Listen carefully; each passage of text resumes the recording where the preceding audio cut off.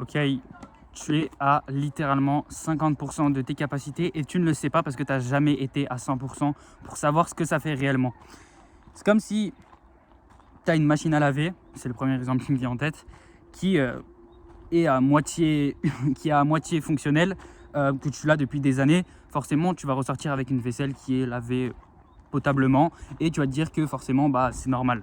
Sauf que si tu prends une machine à laver qui est toute neuve, 100% performante avec toutes les nouvelles technologies, là tu vas voir une réelle différence sur la qualité du lavage, la différence entre, si tu compares l'assiette qui est potable, qui est lavée normalement, et l'assiette qui est lavée par le nouveau lave-vaisselle qui est forcément 2 fois plus propre, 2 fois plus éclatante, tu vas voir une différence.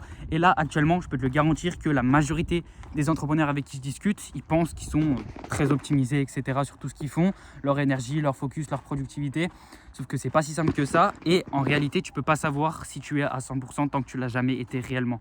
Tu es toujours bridé et ton état actuel, c'est ta norme. Sauf que si ta norme, c'est 50%, et crois-moi que tu vas pas toucher les 100% et que tu n'es pas à 100%.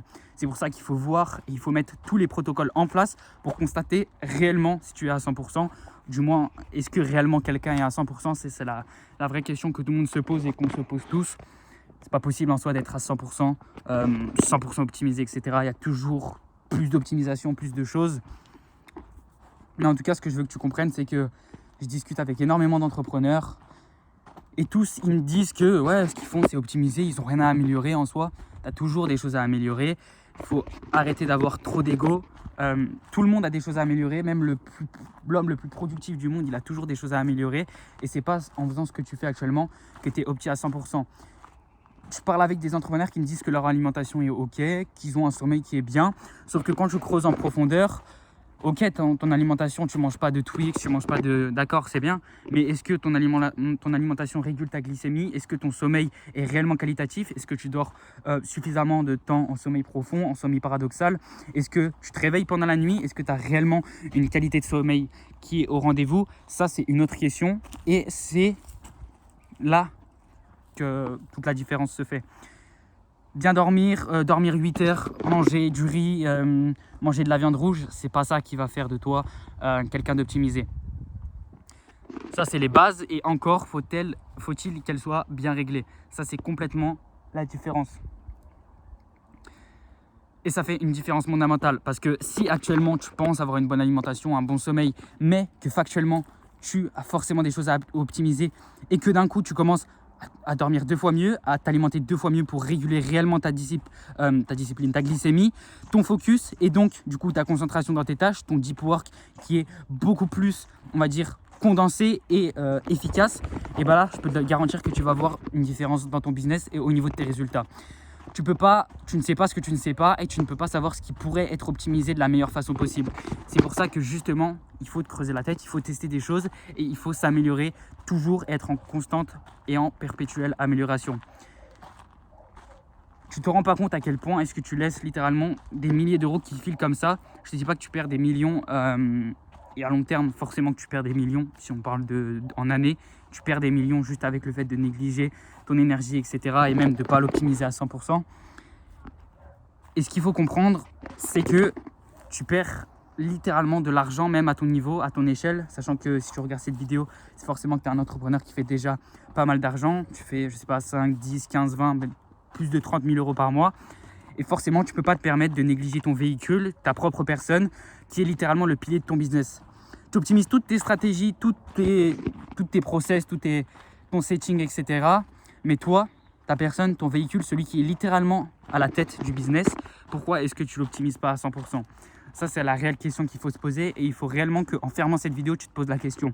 Ok, pourquoi est-ce que j'optimise tous mes process, tout mon business, mais pourquoi est-ce que moi, je ne m'optimiserai pas à 100%, sachant que moi, je suis littéralement le pilier de mon putain de business? Pourquoi est-ce que je ne m'optimiserai pas à 100%? Pourquoi est-ce que je n'irai pas maxer mes stats sur ce terrain-là, qui est littéralement le terrain le plus inexploité que les entrepreneurs d'aujourd'hui, dans 2026, n'utilisent littéralement pas. Ils sont tous concentrés sur leur stratégie, sur leur marketing, mais aucun sont concentrés réellement sur eux. Parce que est-ce que tes stratégies marketing, elles sont là? Est-ce que c'est elles qui font tourner ton business? Non, parce que avec tes stratégies marketing, mais sans toi, ton business ne tourne pas. Alors que sans tes stratégies marketing, mais avec toi, ton business tourne toujours. C'est peut-être qu'il faut se poser des questions et qu'il faut optimiser ça justement. Et c'est pour ça qu'on en revient au fait que tu peux avoir une entrée. Donc l'entrée du point A, par exemple, c'est toi. Ensuite, tu as le point B qui est tes stratégies marketing. Si ton point A est optimisé à 50%, tu vas avoir un point B qui est optimisé à 50%. Tu ne peux pas avoir en entrée 50% et en sortie 100%. C'est pour ça que si en entrée, tu es à 100%, c'est-à-dire dans ta personne, et que factuellement, tu es à 100% dans ta personne au point A, forcément, en sortie au point B, tu vas optimiser toutes tes stratégies, tout ton marketing à 100%. Donc voilà pour cette vidéo. Si je pouvais te faire une analogie, c'est que si tu as des écouteurs, une prise d'écouteurs sans fil, c'est du coup avec fil, qui est, on va dire, si tu as une paire d'écouteurs avec fil, que ta prise est un petit peu abîmée, etc., qu'elle est un petit peu abîmée et que tu mets ça dans ton téléphone, est-ce que tu penses que tu vas avoir un bon son? Et bien la réponse, c'est que non, tout simplement.